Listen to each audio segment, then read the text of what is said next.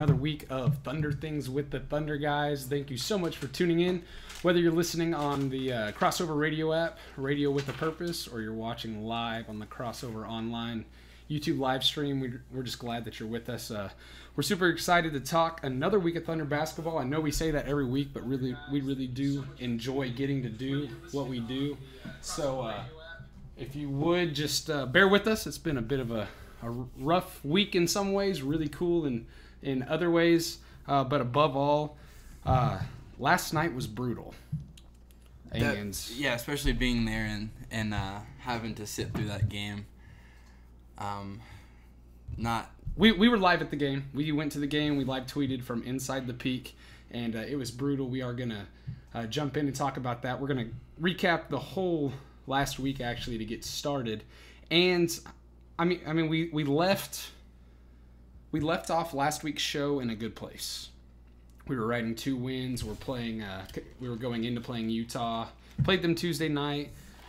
Didn't look real great, but it definitely could have looked a lot worse.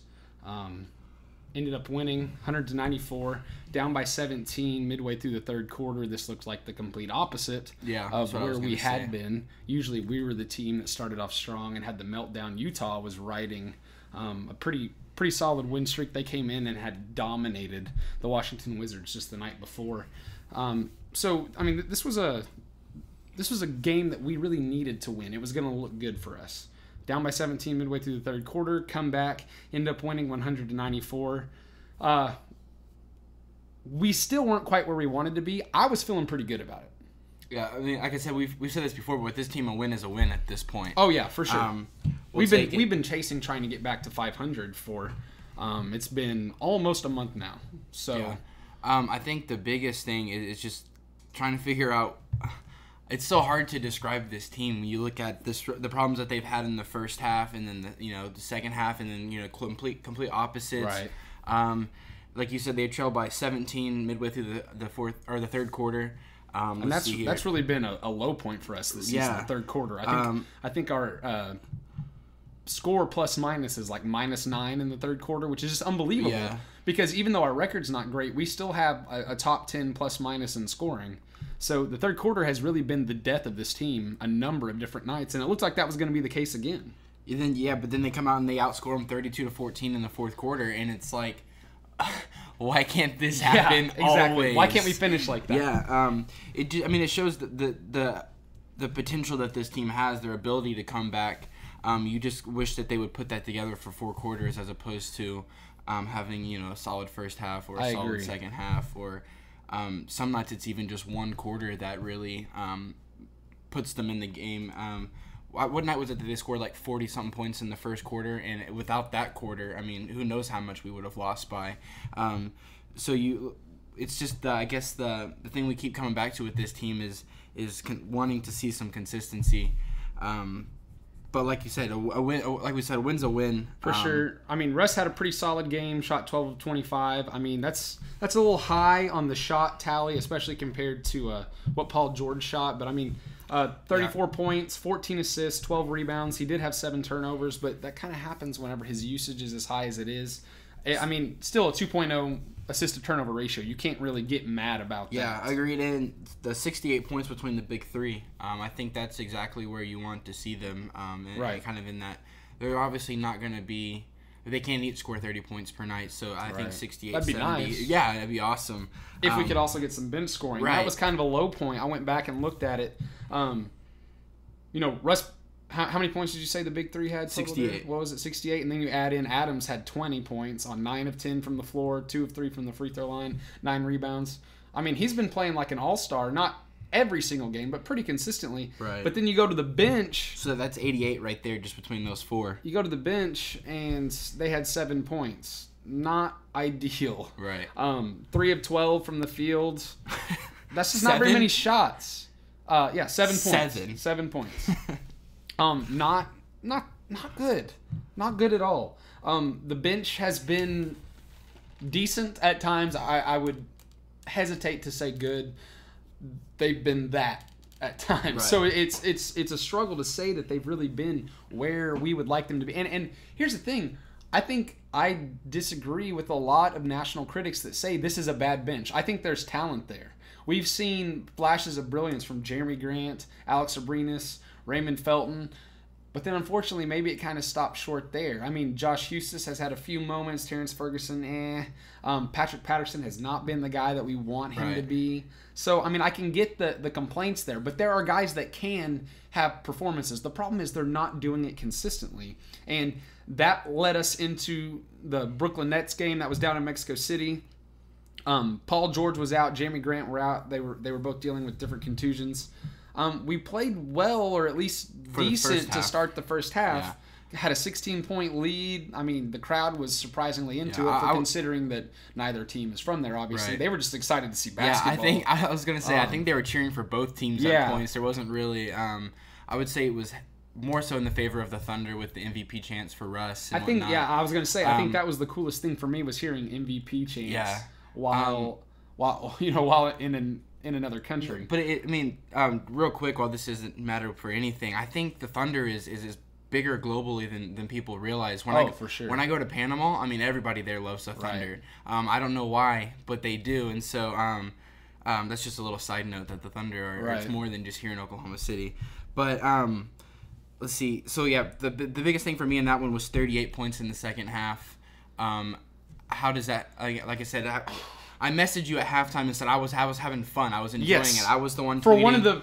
Let's be honest, this team has not been a lot of fun to watch it. And even with some of the wins, there's more.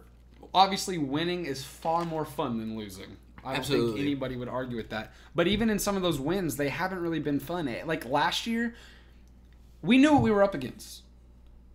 Even when we lost, dare I say it, there were games that were fun. Watching Russell Westbrook just lose his mind was fun.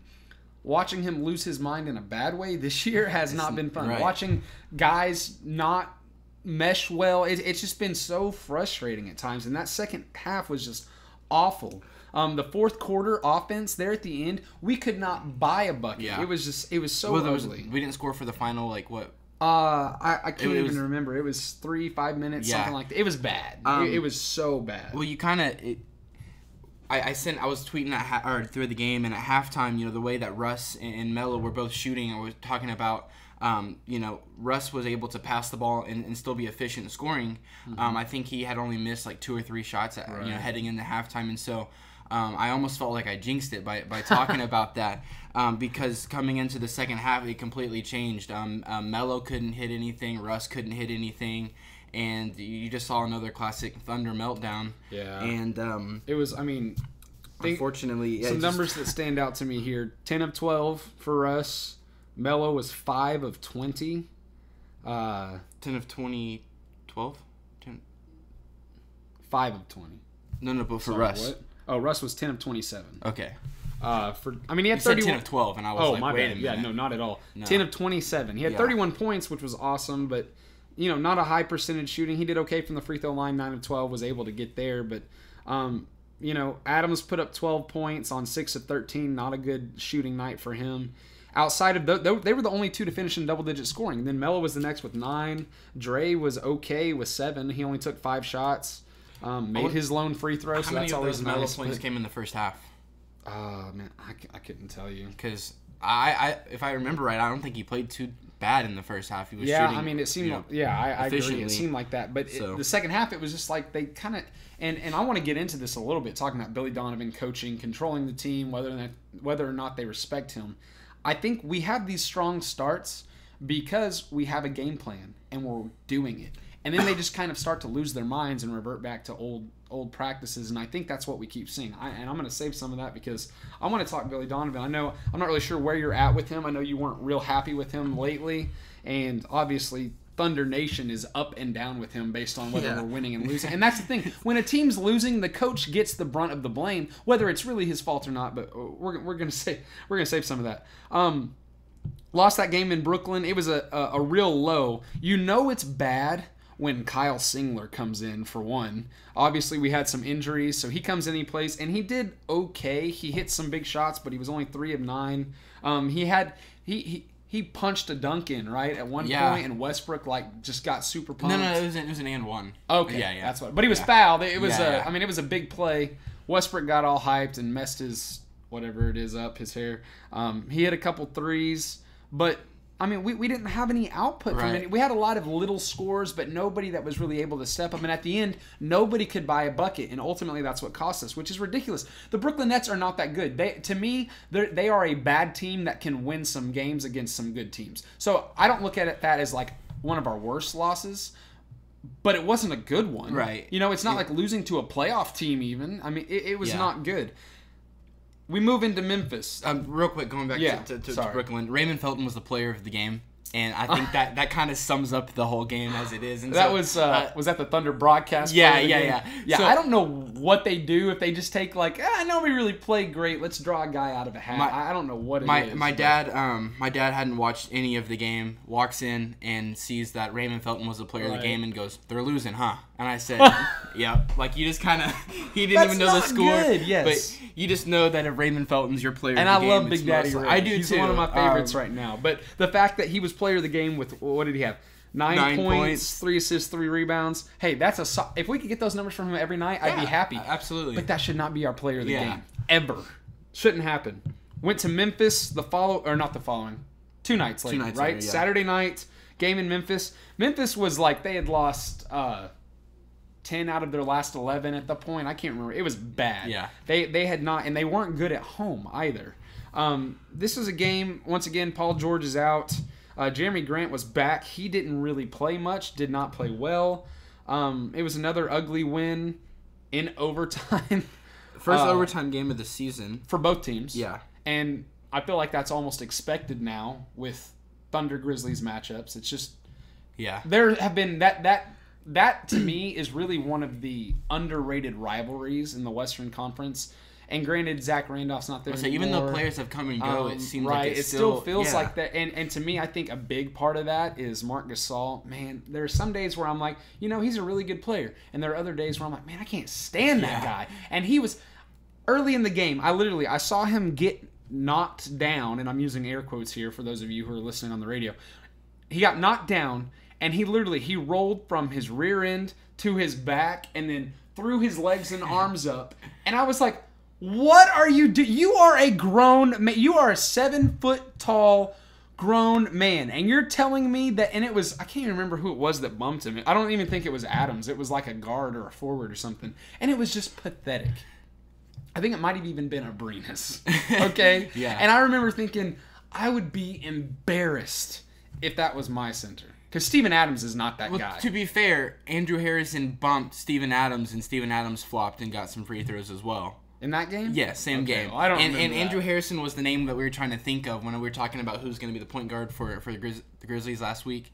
And he was the one that got into the little altercation with Russell Westbrook towards the end of the game. He was the young fella that was talking. That's the guy I was trying to think of his name. I got you. Not to the same level right. of, like flailing, but I think it happens more often than we think. I mean, there's no way these little bitty point guards are knocking down 300-pound, 7-foot guys. Sure.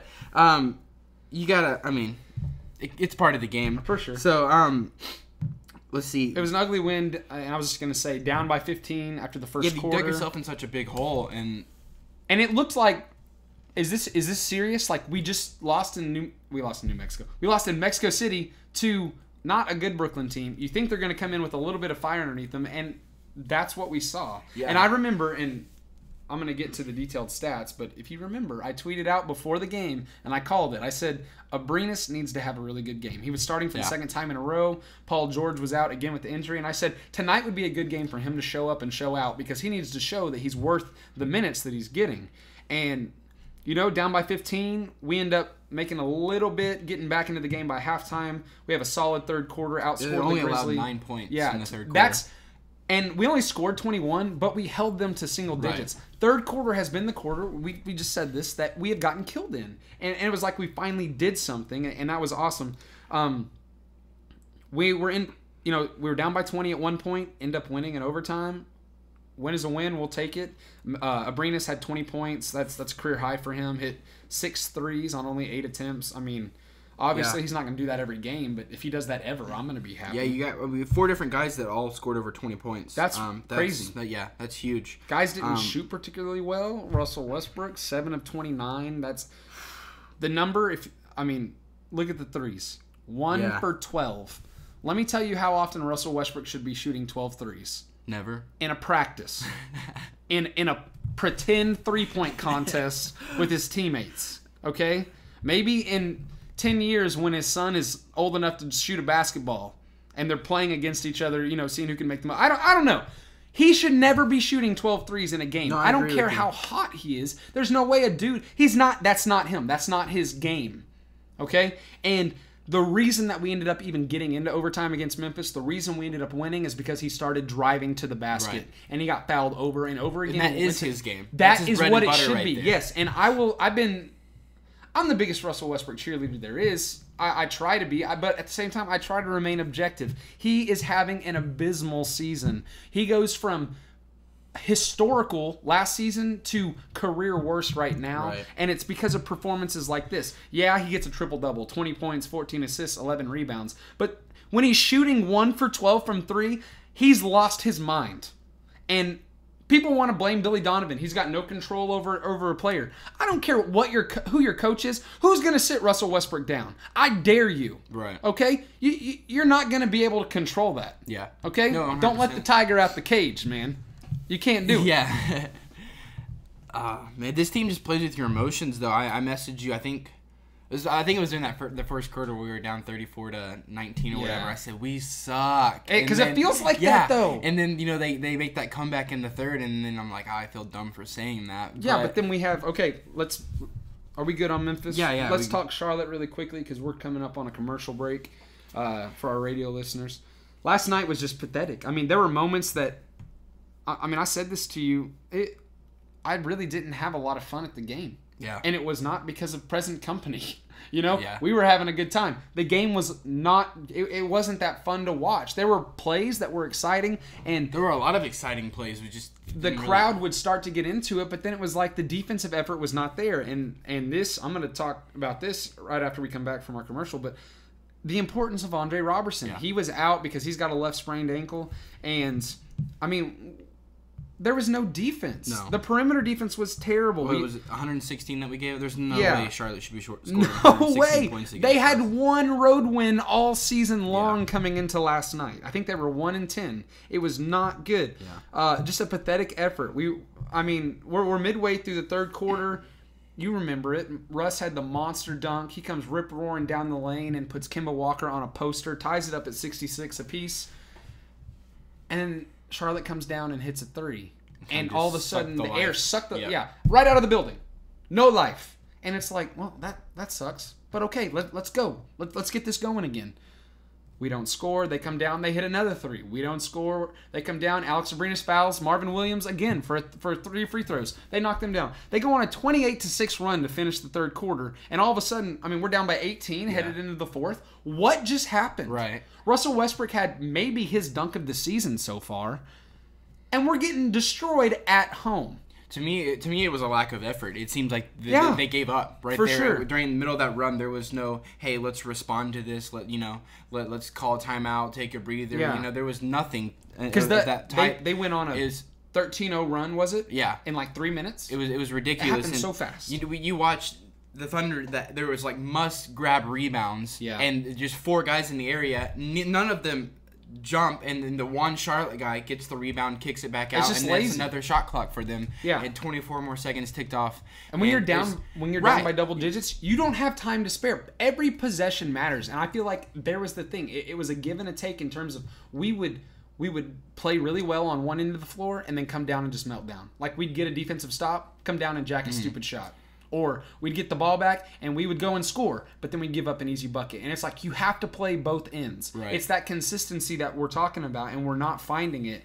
And we're going to go ahead and cut to a commercial break here. When we come back, I want to talk about Andre Roberson because I know for a couple seasons now we felt different types of ways about him, at different times, and that happens. But especially now, I feel like he's maybe getting into some of the better basketball that he can play. Really not quite where we would like him to be, because obviously we want him to be closer to scoring double digits, that type of thing, having a bigger impact. But defensively, he's doing exactly what we need him. And last night was a clear example that we needed him. It was not there. Alex Abrinas started in his place, and after having a career night the other night, was absolutely abysmal last night. So I want to talk about Dre, his importance. Should he start? And we'll discuss that a little bit right after a word from these messages if you are listening on the radio app.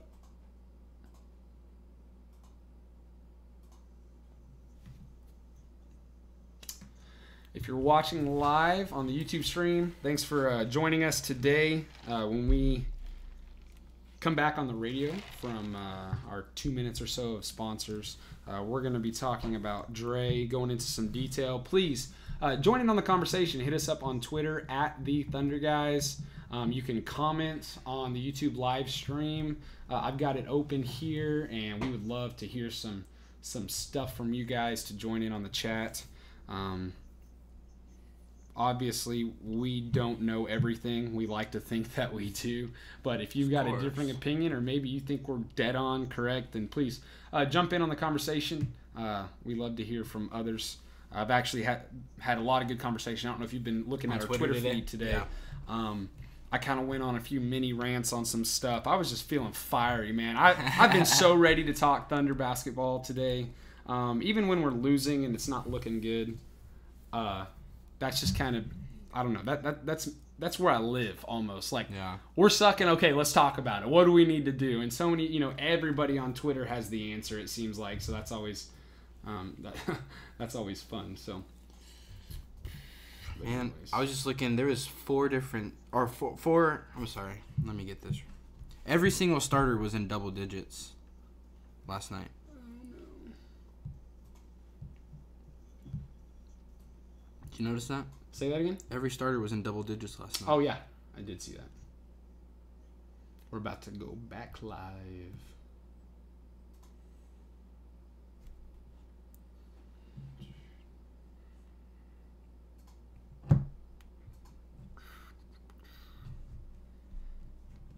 Welcome back, Thunder fans. We're back live, talking Thunder basketball, live here on Thunder Things with the Thunder Guys. Give me just 1 second. Looks like we might be having some YouTube feed issues. Uh-oh. We'll see. I don't know. Maybe not. But anyways, we want to talk about Andre Roberson. Well, at least I do. I'm not sure about you, Craig. I shot you this idea earlier. I would love to talk about him. He had to sit out last night with a left sprained ankle, and it looks like he might be back for tomorrow. We will have to wait and see how that looks. I'm hoping he's back for tomorrow because I really feel like he is an important part of what we do. Last night, the defense was awful. It was our second worst defensive rating of the season. Mm-hmm. It just looked bad. I mean, especially the third quarter. We gave up 40 points. That's not good. So that begs the question. This has been a hot topic of discussion at different times. Should Andre Roberson be starting? Should somebody else take his place? Should Abrinas be starting? He started 3 games in a row, filled in for PG 2 games, filled in for Dre last night. Should Jeremy Grant take his place? Maybe. I don't know. What do you? I'll let you go first because I've got hopefully not too much to say, but we'll see. It was evident that the Thunder were missing Andre Roberson last night. At one point, you were sitting in front of me. We had 4 seats, 2 and 2, and so you were right in front of me, and you looked back and said, I have something to say more about this tomorrow. Right. And I immediately knew what you were thinking because it was in my head too. As much as I dog on Andre Roberson, it was clear that he was needed on the court for defensive purposes. Something that I have underestimated is the energy that he brings. For sure. Because there was absolutely no effort whatsoever on defense. I mean, how many times did you see them just get straight to the basket anytime they wanted to? The ball's moving. While Charlotte's moving the ball, our guys, if they're not directly on the ball, they're just kind of standing around. Like there's no defensive possession, no readiness, no hunger. Mm-hmm. It was bad. Right. I don't know. You kind of felt like maybe Paul George would pick up the slack on the defensive side of things with Andre out, but maybe it's Andre who has been pushing Paul George to be the better defensive player. You know, Paul George has always been the defensive standout on his team, but now with Andre, maybe he has to put in that extra effort. And so, like I said, the effort that was there is what keeps coming to mind to me when you see guys giving up baseline super easily, you know, not boxing out, just the small fundamental wide things. Open perimeter shots. Yeah, and it was Charlotte shot almost 50%, or no, they did. It was like 13 of 25. It was weird because playing Charlotte, you should never have that feeling of every single time a guy releases the ball that it's going in. Yeah. But every single time they shot, you just like, yep, that one's going in, and sure enough, it seemed like it did. We'd hit a shot, and then they'd hit a shot, and it was just like it didn't matter what we did on offense. They were still going to hit. So I don't know about the whole who should start thing, but it's definitely clear that Andre Roberson is needed on the court. For sure. If anything, just to bring the intensity that's there on defense when he plays. Because after last night, I really feel like he pushes everybody around him to play better, and that's something that I've never thought about when I think about Andre Roberson. I think for me, not just missing him, but also how poorly Alex Abrinas played. And I understand it's one game. It's really hard to make, outlandish accusations and judgments off one game. Like, Dre missed one game and our defense was terrible. The defense relies on him. Like, that would be an over-exaggeration. Maybe. I don't really know. Yeah. But we definitely missed him. We know that. Point. But at the same time, Abrinas, he was a team worst -22 plus-minus. And looking at his stats, he was... scored 12 points. He was 2 for 9 from the field, 2 for 7 from 3, and all but maybe one of those shots from 3 was like wide open. They weren't bad looks. Right. Okay, they weren't a Melo pull-up jumper in transition from 40 feet or something. It wasn't anything crazy. They were good looks. The best part of his stat line was he was 6 for 6 from the free throw line because he was driving a little bit. That's half of his points. And right that's there. great. Yeah. But that's not what we expect out of him. He's out there because he's supposed to be a sharpshooter. I loved him last year. Like, even coming into the season, he was like, I don't know if you remember this, an old podcast we did with your dad. I said he was the player I was most excited about because he was a shooter. He coming over playing ball over in Europe. I expected him to have solid fundamentals, which, I feel like he does in a lot of ways. His defense is iffy at times, and he showed moments of brilliance against Memphis, but like last night, how many times did he foul a three-point shooter? Right. It was it was like back-to-back plays, and it was to the point where I'm like, this dude shouldn't be on the court.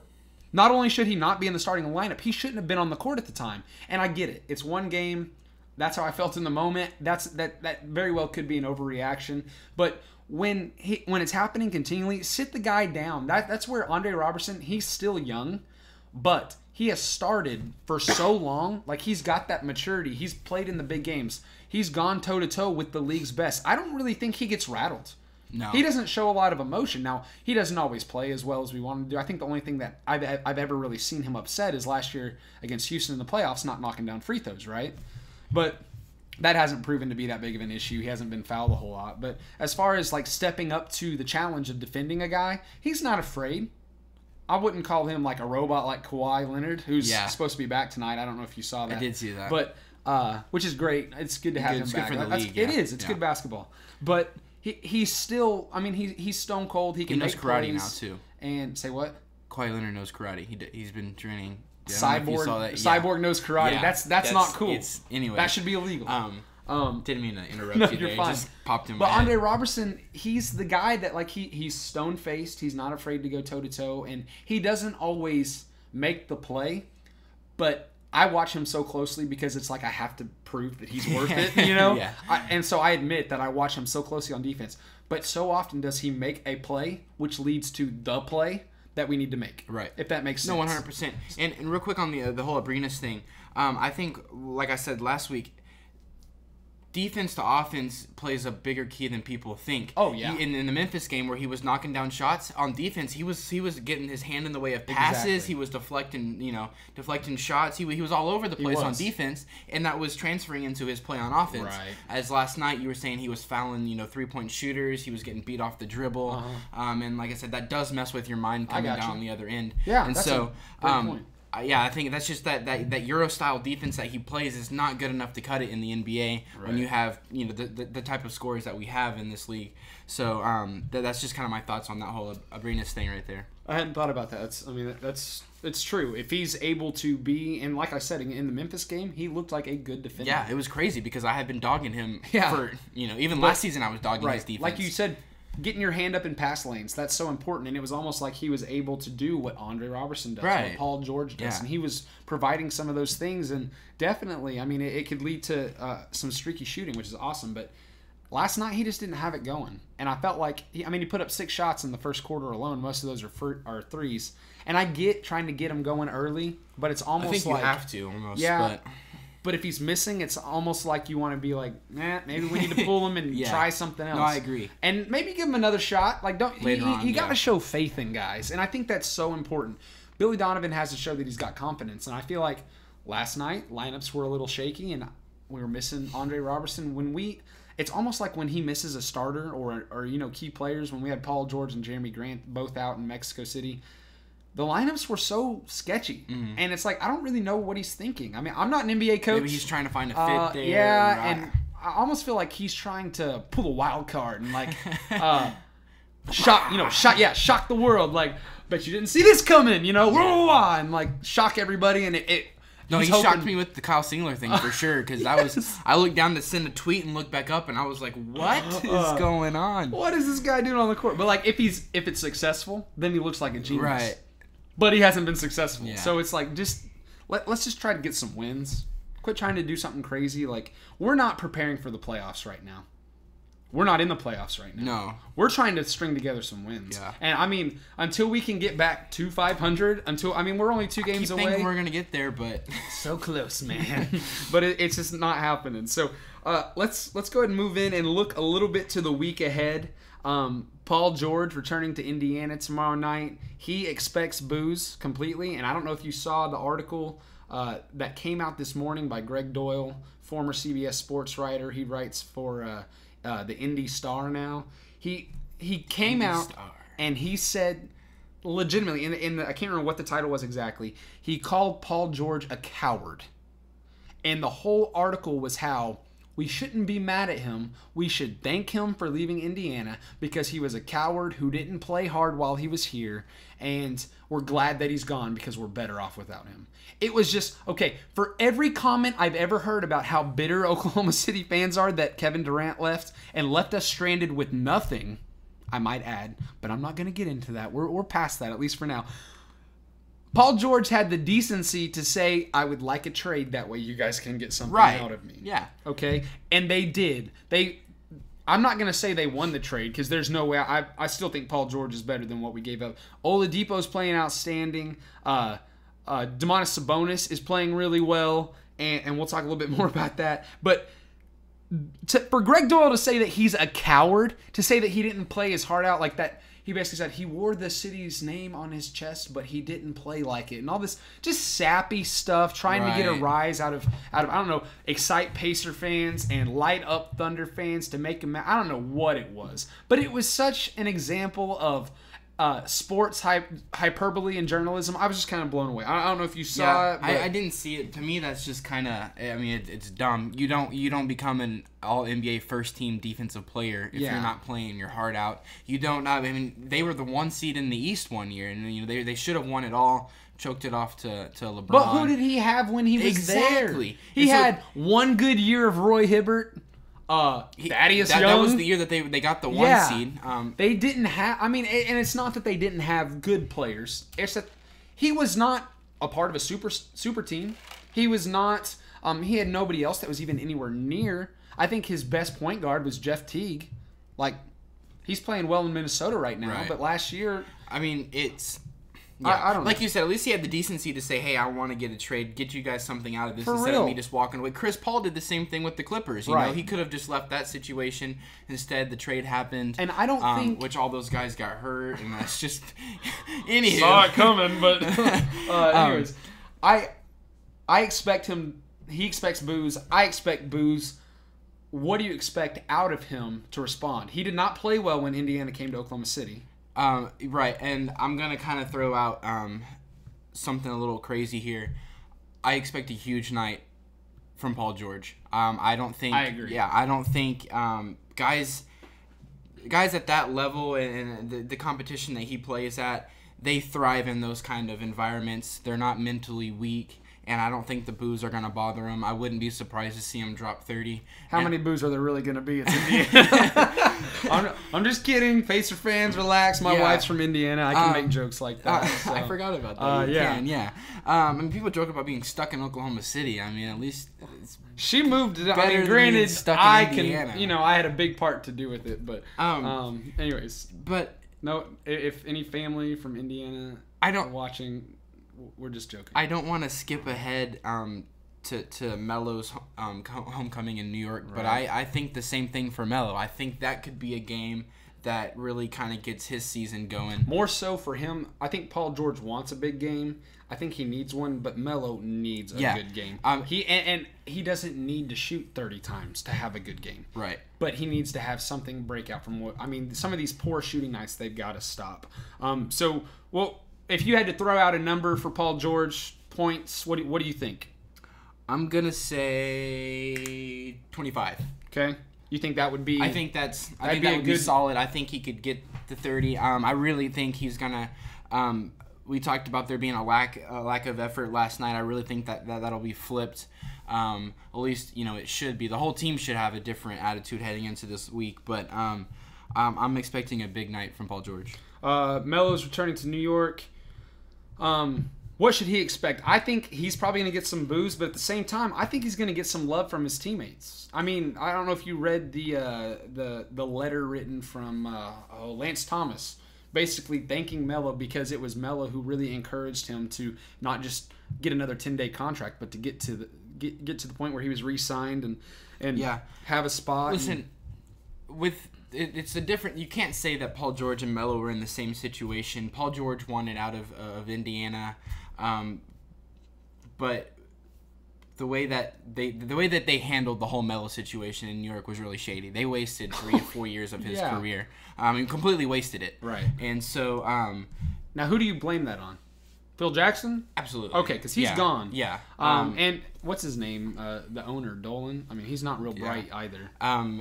But when they draft Porzingis and they label him the future of the franchise while Melo still has, a couple good years left in him anyway, how is he's supposed to feel? That whole situation they booed because the draft was in New York City. Right. And they drafted Porzingis and he got booed. Yeah. I mean, I felt bad for the guy. Can you imagine, Remember when we went to that game when he came to Oklahoma City? His very first, it was early in that season. He came to Oklahoma City and he played. And remember, I was like, man, I kind of like this guy. He's been doing, and he killed us that night. And it was like, I remember thinking he's going to be good. Now he's the unicorn. He's still kind of in MVP talks, but I expect he's going to get some boos. What would be a good game for him, do you think? He said to himself that this is the probably the roughest stretch of his career as far as shooting goes.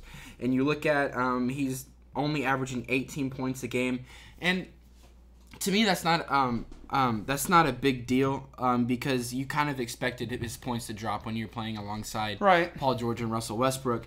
But he's shooting only 40%, which is by far. His rookie year he shot 42%. So this is, And let's be clear, he's never been a high percentage shooter. But so the fact that he's as low as he is, that's shot not 50% one year in Denver, 47, 48. Those were solid, but those were early in his career.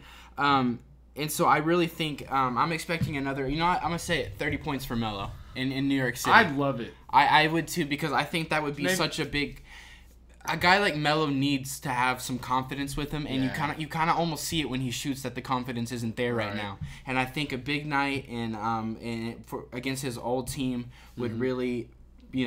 Push this season, get things going for him. For sure. And it's not going to solve everything, but it definitely would help some of the issues to have Melo going, having a hot hand. And so maybe a little bit of the optimistic side of me saying this, but I'm another big night also for Melo. I'm with you. I'd like to see that, not just for. Obviously, if they have good nights, that gives us a good chance to win, but it'll give them some confidence, which they really need. We're going to go ahead and cut to a break for our listeners on Crossover Radio, Radio with a Purpose. We're going to get some sponsor ads rolling, and then we will be right back. We're going to talk a couple different things. The question's been floating around, does Melo need to come off the bench? We'll touch on that briefly. We'll talk about Billy Donovan. Is his seat getting warmer? What's the problem there? And then we'll take a look at the week ahead in Thunder basketball. So we'll be right back after a word from our sponsors. Hey, don't forget the next show. Oh, yeah, it's on there. Yeah. If you're still tuning in on YouTube Live, thanks so much. We appreciate it. Drop us a comment over there in the little comment box. I've got my Please. my other monitor over here. We'd love just to hear you. Give us something. Say hi. Anybody? Nobody likes us. Let us know what you think. It's all right. We're rolling with it. We want to know what you guys think. Does Melo need to come off the bench? Is Billy Donovan, does he need to get fired? Does he need to be here? What's going on? Let's throw a question out here on Twitter. Does Melo need to come off the bench?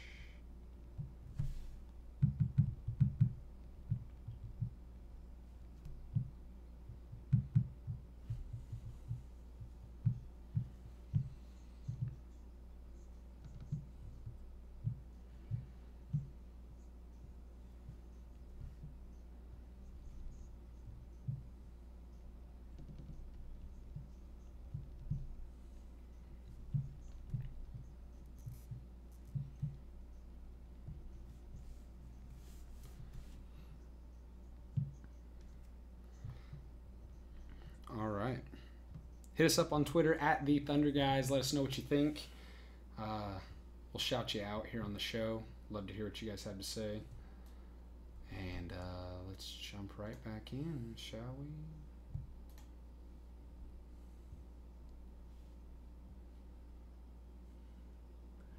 we? Let's do it. Hey, Thunder fans, we are back. Zach and Craig, we are the Thunder Guys. This is Thunder Things with the Thunder Guys. We've got about 15 minutes left in our show to talk, so we're going to breeze through some of these topics. Man, we filled it up today. Yeah. So let's jump in really quick. We won't touch on this long because I think we probably agree, generally speaking, but does Melo need to come off the bench? What do you think? No. Why? Why? I think that's the worst thing you can do for a guy who is. Well, I mean, what he needs is to have a breakout night. What he needs is to continue to get touches. Okay. I think bringing him off the bench would only ice him even more, so to speak. I think for me, not to interject, I don't think he needs to come off the bench so much as he needs to play more with the bench. Yeah. If he wants to get some more shots. Wasn't he leading the second unit to begin with? He was. And then they switched it to Paul George. And it's worked at times, but it hasn't been as solid as we would like it to be. And that's kind of been my issue is he was making things work when he was leading the way and he was getting some of those shots that he likes to get. How many shots do you think he needs a game? He's averaging, 16? Yeah. Okay. I would say, 12, 15. To me, I think 12, 13 is about the good number. Getting around 15, 16, obviously on pushing a hot 20. Night. 20 would be a hot night. Yeah. He's had some where he's pushed 30 even, and it's... When he shoots 5 out of 20, that's just not... That's not good. Right. I don't know if there's anything 5 out of 20 except... What would be good 5 out of 20? I don't know. Yeah. I was going to try to come up with something, but I got nothing. To me, it needs to stop. Yeah. Bringing him off the bench is not the answer. It's not going to help Billy Donovan out at all in his coaching situation. That's the best way to get fired is to bench a superstar, because he still is. He's not having a great season, but he's still a superstar. Melo to me needs to. His movements look a little slow at times. I'm like, is he kind of a shell of who he once was? Or yeah, do you think it's? I feel like, and this is an indictment on Russell Westbrook too. When the ball is not in their hands, they are not moving. Right. That can't happen. Agreed. We talked about this last week. Golden State, Houston, the reason that they're so good, even when they run, we talk so much about the ISO ball that the Thunder run. Houston is right there with us with the numbers, but they're scoring so much better, and it's because even though they're running ISO, they still have guys that are doing other things. Right. Standing around does not help the guy that's standing around. When you have one guy on the team who's standing around, it's not that big of a deal. But when you've got 3 out of the 5 guys on the offense just waiting, not creating any space. But Melo needs to work his way inside. I think when he gets that baseline and he bodies the guy up, does his thing. That's, to me, he's been able to find success there. I think he needs to go to more of that, especially when he's struggling to shoot. I'd like to see him get to the basket a little more. Exactly. Yeah, that's what I'm saying. He's try to get to the free throw line. Yeah. Because he's solid from the free throw line. Yeah. Maybe one of the best on our team. I don't know, but it seems like he just hasn't been there. Yeah, exactly.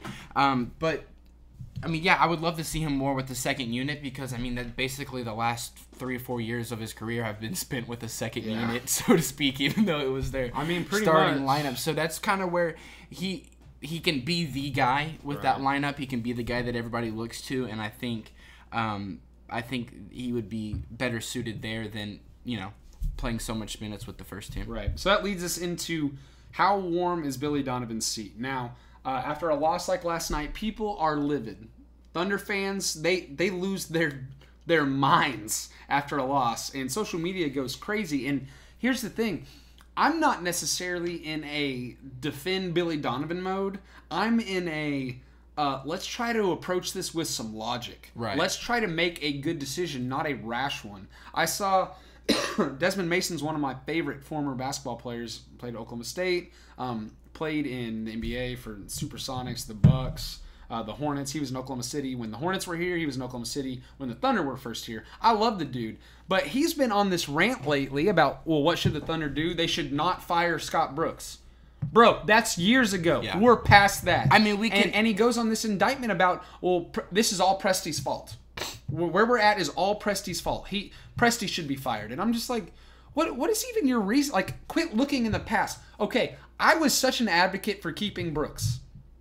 We fired him in hopes that we could win so that Kevin Durant would stay. It didn't happen. That was the only reason why. You fired him because you didn't want to be hiring a new coach in Durant's transition this summer. It's harder to sign a guy whenever he doesn't know who his coach is going to be. For sure. So I understand that. Mistakes were made, but you can say that about any team ever in the history. Hindsight is 20/20. Stop living in the past. Let's look at what we can do. When you've lost 14 out of 26 games, every single time you lose, the fans are going to be livid. There's no way around that. And they want to point a finger, and who gets the blame most of the time? Billy Donovan. Billy Donovan. The only way that you're going to flip that around is if the Thunder win 10, 12 in a row. Then you're okay. All right, we dropped the game here. We dropped the game there. Your boy Jacob wants to know, why do we suck? God, that's why it was. We don't have enough time for that now. There's so many different things I could say. That there's not one issue with this team. There's not 2 issues. There's a bunch of small issues that I don't think. Are you getting that from what I put on Twitter earlier? No, I haven't. I literally said I went on this mini rant about everybody looks at. They say there are deep issues with this team. We need to make a rash decision, and that means fire Billy Donovan. Okay, trade somebody. And I'm just like, look, a lot of these bigger issues are the result of some smaller issues that are all related. A big part of that falls on Billy Donovan. But the fact of the matter is, and this goes back to, I don't know if you saw player interviews, media stuff going on today, Melo and Paul George were both asked about Billy Donovan. Mm-hmm. And obviously, guys are going to give a PC answer. If you're any kind of a decent human being, you're not going to throw your coach under the bus. But I still think it deserves some merit to take a look at what they're saying. Paul George says, we respect him, okay? What's up, Jacob?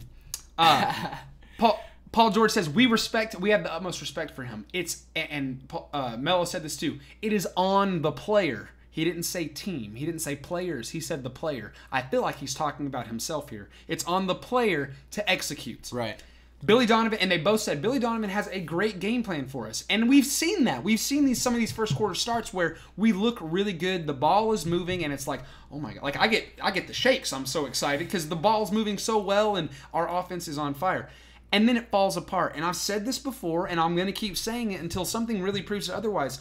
They do what the game plan is. They buy in for a half, and we look good. Things start to unravel a little bit, and then they revert back to their old mentality. Russell Westbrook, I have to save the day. Carmelo Anthony, I have to shoot the ball 30 times. Yeah. Paul George, I have to try to hit a game winner because I've never hit one in my entire career. Like, I don't know. Yeah. But to blame it all on Billy Donovan, it's silly. It doesn't make any sense to me. Right, and to say that if Melo plays better, that's gonna fix the issues. You talk about the fans, how dramatic they get, or overreaction, but it starts with the media. I was at lunch today and I saw a headline on ESPN and it said, "Are the Thunder under pressure to find a new place or to send Paul George somewhere else?" Like, yeah, let's send the one guy who's been the most consistent out of the three so far. That makes no sense whatsoever. But to me, if you look at all of the issues that this team has, if Russell Westbrook's playing better, we're above 500 right now. For sure. He's having a career-worst season. Fix there's everything. No argument. It's not going to fix the consistency of this team. But if he's not playing the worst season of his career right now, I mean, we're in the middle of the pack the top of the Western Conference. If shots are falling like they should, not just for him, but for Melo, for Paul George, for some of these other guys, where are we at? But also, like you said, let's keep things in perspective. While we are on the outside of the playoffs right now, we're only 6 games out from being in 3rd place. Yeah, I'm not. You know what I mean? We could go on a 12, 15-game win streak, and we're right back up there in 3rd or 4th, right behind San Antonio. Theoretically. We need to do something let's, like that. Let's not think about blowing stuff up right now when we're 6 games out from being right there. I'm trying to remember who it was that wrote something about it. I want to say it was it John Hamm, maybe? I can't remember. Somebody wrote about how it's so reactional to say, we're losing, blow everything up, start over. Trade everybody. Like, what? Just stop. Yeah. Stop. Like, we've got the pieces. You can't just take puzzle pieces and jam them together and take scissors. Bringing in new pieces isn't going to help anything. You have to take what you've got and figure out where it fits. And I'm not saying we're even close, but we can get there. We've seen glimpses of brilliance, and that's good. We need to figure out what that means. And this is where I'm at with Billy Donovan. And then we're going to move on, talk about this next week. We've got about 7 minutes. We need more Here's time. where I'm at. We need more hours in our days. I want to see a major turnaround by New Year's Day. I said I want us to be ready to play the Rockets on Christmas Day. I'm nervous right now. I was getting excited last week. I don't feel good about it right now. Yeah. I want to see a major turnaround by New Year's Day. And if not, maybe he should be gone. Because we'll be closer to half the season. But right now, get off the guy's back. Listen to what the players are saying. Unless you just think they're outright lying because they don't want to throw them under the bus. Maybe that's what you believe. Maybe you think everybody's just PC and the Thunder have a reputation for that. I try to take people at their face value. And they are taking the blame. They're not blaming Billy Donovan. I don't think that's just because they're trying to... What are they going to... like? What does that benefit them to... He's going to be gone one way or another if they don't change something. Yeah. So there's no benefit to them. I guess they won't get a bad reputation. I don't know. But whatever it is, if we get to New Year's Day and maybe, say we lose every single game, he should be gone. Yeah. Okay, duh. I mean, if we're not back to 500... Oh, it is. There's no doubt. But I mean, it's like, but at the same time, it's how long is this okay? How long is it okay to be mediocre? And that's where the Thunder are at right now. We're not even mediocre, though. We're below that. Are we not? Even for this team. If this team were mediocre, we would still be winning games because of the level of talent that we've got. And so, trust me, I'm frustrated. I want to put some blame on Billy Donovan, but the players have to take some responsibility. Agreed. I think we can agree on that. So we'll see where we're at in a few more weeks. And obviously, I guarantee you this topic comes up every week because we're not going to win every single game. Fans are going to lose their dang minds every single time we lose, and we'll talk about it, and that's fine. But until things just go absolutely ballistic, let's just pump the brakes on fire everybody, trade that guy, release him, whatever it is. Like I saw someone said that they should blow this up, and that even means considering trading Russell Westbrook. We don't even need to talk about it. I just want to throw that out there that there are people who think that we should trade Russell Westbrook. He did admit that it was reactionary. Yeah. And we were all mad last night. So I was grouchy. You were grouchy. It was a bad game. Okay. And I even told you it was a bad game. I apologize. Jacob says, Carmelo has no problem telling you if he doesn't like his coach. I agree. I think the guys like... I mean, that's fair. I mean, he'll tell you if he doesn't like the president. And once again, they liked Scott Brooks, but they didn't necessarily listen to him. The guys that were here, Russell KD and some of those other guys. Liking a guy isn't good enough. You have to respect. You have to fall in line with the coach. At least they like him. There's that. I'm not sure if they do listen to him all the time. They have big egos. They're going to do what they want sometimes. That's something we're going to have to live with, whatever it is. But I don't say we fire him yet. Let's give him a little bit more time, and then we'll take it, reassess Sam Presti knows what he's doing. Maybe he'll trade Billy Donovan for like I don't know, That'd be kind of cool if you could like trade coaches. Well, remember Doc Rivers? That happened with Boston going to. It's not very common, but anyways, I'd like to see him resurrect. I don't know, 92 Michael Jordan or something. Bring him in. That'd be pretty rad. But obviously, we're getting into some what just happened? I don't know, man. I don't know. All right, I'm frustrated. Let's move on. Let's take 5 minutes. We got 4 minutes. 4 minutes to talk about the next week. Indiana, we talked about that. Paul George coming into Indiana. They're on a 4-game win streak. They're 7-3 in their last 10 games. Oladipo just won Eastern Conference Player of the Week. That's not his first time in the heart. I love the guy. I do. Too. Even after he left, I still liked him. Different. He does, and it's because he's running his own team. A lot of people are like, well, we let him go. Last year, people were so mad about the contract that we paid him because he wasn't doing anything. Yeah. You can't blame Russell Westbrook. Right. Okay? It wasn't like he didn't get touches. It wasn't like he wasn't getting opportunities to run the second squad. So, I don't know. Another note that I saw, Sabonis has a higher player efficiency rating than Paul George. Okay? I think that's just a cherry pick stat. Yeah. I saw it. Use that for some fuel, Paul George. Go out. Man, I want to see the dude get 40. Personally, okay, you said 25. I want 40. Personally, I want Paul George to just wreck shop against Indiana because I don't want to deal with because I don't know where all these Indiana fans came from. People come out of the woodworks to talk trash. And so I really don't want to deal with people. Does that mean we made it? That we get that people, random hate? Yeah, I think so. There's this random Golden State fan that's been showing up in our mentions lately to like kind of passive-aggressively talk trash. Like out of nowhere. I kind of throw comments his way to make him feel better because he doesn't have a lot of followers. But I don't know. I don't know if that means we've made it or not, but whatever. On Friday, we play Philly. They looked really good for a while. They've lost 4 in a row. Trust the process, man. Embiid thinks that the 76ers are going to play the Golden State Warriors in the finals and go to 7 games. I mean,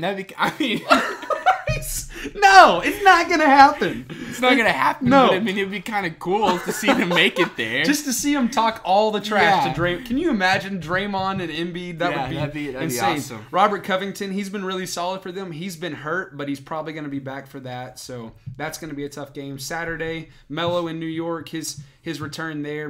New York has looked good. They're 4-6 in their last 10. Tim Hardaway Jr. is out. He's probably not going to be back for that. So that'll be another challenging game. Wrap Porzingis. up the next man.